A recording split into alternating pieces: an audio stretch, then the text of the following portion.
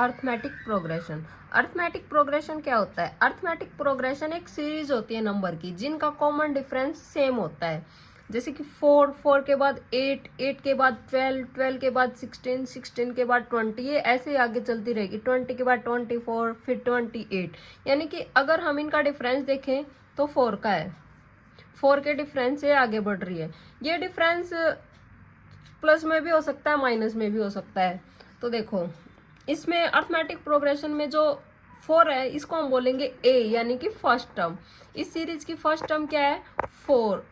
First term क्या है? 4। इसको हम बोलेंगे A1।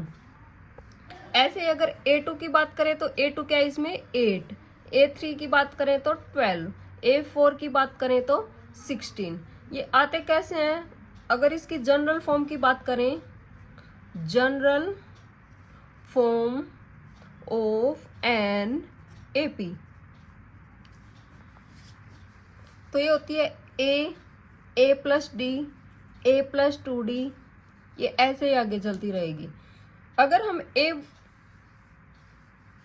ये A1 किसके इक्वल होती है? A के। अगर A2 की बात करें तो ये होती है A+D। अगर A3 की बात करें तो A+2D। A4 की बात करें तो A+3D। यानी कि जो सीक्वेंस है उससे एक कम चलेगी। जैसे यहाँ पे 2 था तो A+D, यहाँ पे 3 था तो A+2D, यहाँ पे 4 था तो A+3D। अगर हम जैसे कि फाइनाइट तक आगे चल रही है तो इसकी nth टर्म यानी कि लास्ट टर्म को हम बोलेंगे Anth टर्म। यानी इसको लिखने का तरीका क्या है? A+, यहाँ पे एक कम हो रहा था ना, तो अन में से एक कम कर देंगे और कॉमन डिफरेंस। और ये D क्या है? Common difference. Common difference. और हमारे एग्जाम्पल के अकॉर्डिंग डिफरेंस इनमें कितना है? 4। जनरल फॉर्म हो गई A+D, A+2D। अगर nth तक बात करेंगे तो लास्ट वाली टर्म आ जाएगी A+n-1 इंटू D।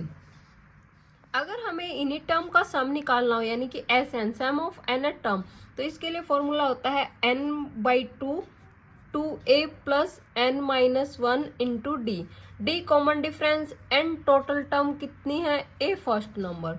और इसका अगर हमें nth टर्म की बजाय लिमिटेड टर्म दे रखे हो तो n/2 A plus L। L यानी कि लास्ट टर्म, A यानी फर्स्ट टर्म, n यानी टोटल टर्म। इससे भी सम ऑफ nth टर्म निकलेगा। Tell me pretty lies, look me in the face, tell me that you love me,